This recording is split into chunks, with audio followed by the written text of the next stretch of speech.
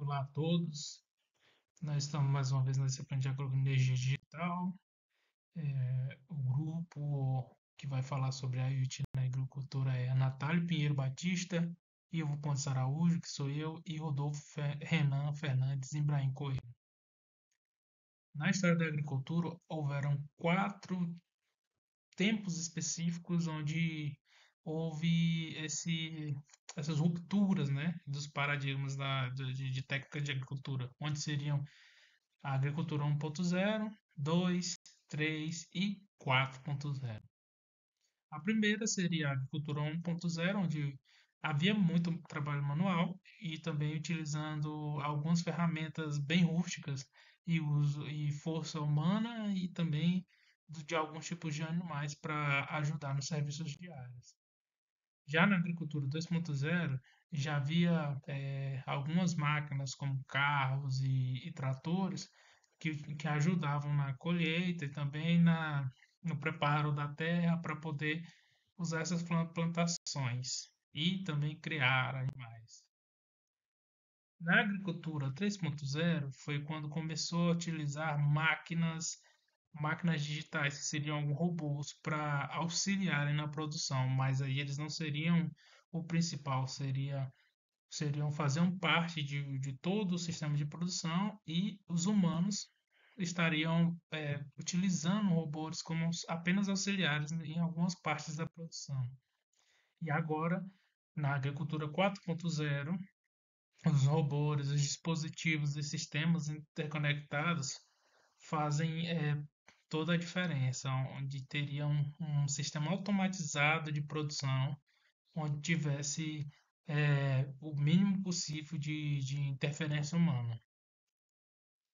E para isso acontecer, tem que ter internet das coisas. Ainda não existe um sistema totalmente automatizado, porém, esse é o intuito de quanto menos trabalho braçal e humano possível, melhor.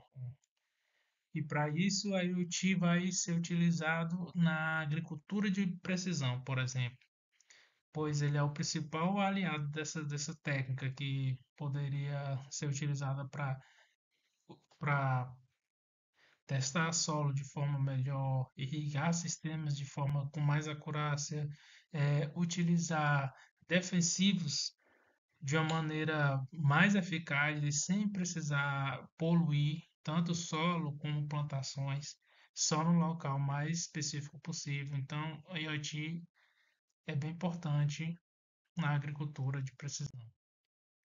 Algumas aplicações da IoT. A gente vai trazer um sistema de irrigação que utiliza bandas ISM e também forma como utilizar Smart Farm com IoT. No sistema de irrigação via ISM, ele é composto por uma coleção de sensores atuadores que detectam as características mais importantes no campo. E eles fazem isso com utilização de bandas ISM, que seriam bandas industriais, científicas e médicas. Como estamos falando de características de técnicas agroindustriais, eles podem ser usados. O benefício disso é que não se precisa pagar para utilizar essas bandas e elas não vão interferir no uso diário de cidades, por exemplo, pois elas vão ser bandas já específicas para essas funções. No trabalho proposto por Bogdanov, ele mostra que ele utiliza todas essas informações de IoT em sensores, nos atuadores. Quando eles pegam essas informações, por exemplo, no sensor de umidade, manda para o nó universal e aí os nós universais vão mandar para o nó central e esse nó central ele tem uma conexão direta com a internet e manda tanto para nuvem quanto para interface e diretamente na palma da mão do agricultor. Nesse nó universal contém sensores, atuadores e uma bateria solar. Aqui seria a bateria solar que foi utilizada no trabalho, que ela tem sensores e atuadores, também tem no caso, o detector de umidade e também para melhorar e para diminuir tanto problemas com cabeamento e problemas de energia, utiliza-se energia solar com baterias recarregáveis para poder ficar mandando informações o máximo possível para o nó central. Já na técnica de Smart Farming com IoT, o Smart Farms são técnicas que visam melhorar esses tantos equipamentos, maquinários e sensores para que usam tecnologia de rede em fazendas. O IoT contribui muito com, com isso, porque na agricultura sustentável, por exemplo, há uma melhora nas técnicas de agricultura sem causar danos na natureza. Então, ele não prejudica tanto o bioma e ainda assim há melhorias na produção dos fazendeiros. E algumas características do Smart Farm são rotação de culturas, controle de pestes e uso inteligente de água. Na rotação de cultura, existe uma relação de simbiose, por exemplo, de leguminosas, certo?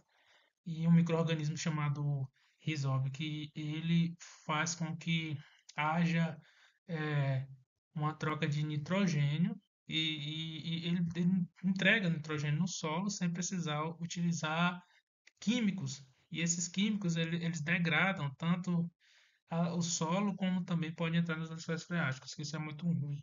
E uma coisa interessante que pode fazer é plantar milho, por exemplo, e após a colheita do milho, vai haver um déficit de nitrogênio. Então, plantar, no caso, soja, por exemplo, ou amendoim, que são leguminosas, para poder ter essa relação de simbiose no próprio solo, sem precisar utilizar químicos, e melhorar de forma sustentável a terra. Tanto assim como também dá para usar é, dispositivos que utilizam água só quando precisa, quando a umidade está muito baixa, entendeu? E também há uma técnica utilizada que se chama Smart Farm com Wi-Fi, né? Que é um serviço composto por controladores e sensores que conectam à nuvem, mas utilizando uma técnica chamada Light Fidelity, que seria Wi-Fi, que foi proposto por Vijaya Krishna et al. Nessa técnica, existem diversos sensores que seriam bem específicos, por exemplo, sensores de frutas, sensores de solo, sensor de irrigação, sensor de raízes, sensor de nutrientes, sensores de galhos, sensores de insetos, sensores de folhas. Então, existe um grupo de sensores que trabalham, certo? Também tem o sensor do ambiente. E trabalham, né, cada um faz o seu serviço, manda informação para a nuvem, na rede, mas eles utilizam uma técnica chamada Li-Fi, que seria uma técnica de envio através da luz, que seria bem mais eficiente do que o Wi-Fi normal, entendeu? Tanto nas bandas 2.4 quanto 5.0. E assim que enviam os técnicos e, no caso, pessoas que vão trabalhar com essa informação, já podem então, fazer uma tomada de decisão com mais acurácia, e assim tendo um sistema bem mais inteligente. E aqui seria a interface desse sistema com Wi-Fi, onde ele mostra como que está a temperatura, como é que está a umidade do solo, a intensidade da luz. Todas essas informações vão fazer diferença para que um agricultor possa tomar uma decisão de quando vai colher, quando vai irrigar, quando usar defensivo, se precisa usar defensivo, quando está colocando água de mais ou água de menos, porque lembrando que essas alterações no ambiente vão afetar diretamente no crescimento dos alimentos, por exemplo.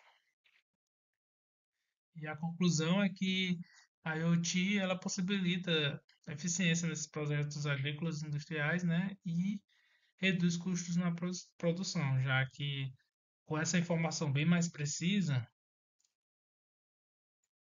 não é necessário utilizar todo o tempo defensivos, utiliza-se menos água e utiliza também técnicas só na quando for realmente preciso, não a todo tempo, só quando for necessário fazer esse tipo de uso de técnicas.